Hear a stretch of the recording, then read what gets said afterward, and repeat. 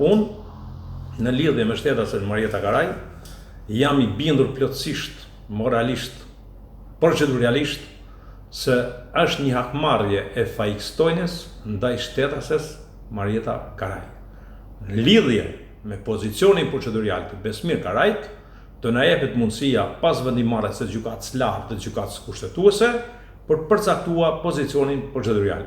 Por dëshmitar okular të ngjarjes ne nuk kemi. Po kaloj dhe një shembull të shkurtër.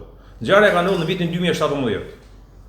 Përse Gazmir Ngota mas 5 vitesh pas ka kërkuar që të bashkëpunojë me policinë e shtetit dhe t'jap një version të tillë.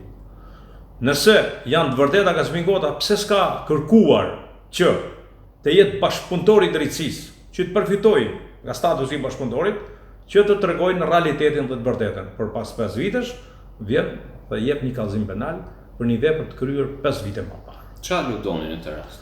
Ne aludojmë që kjo është një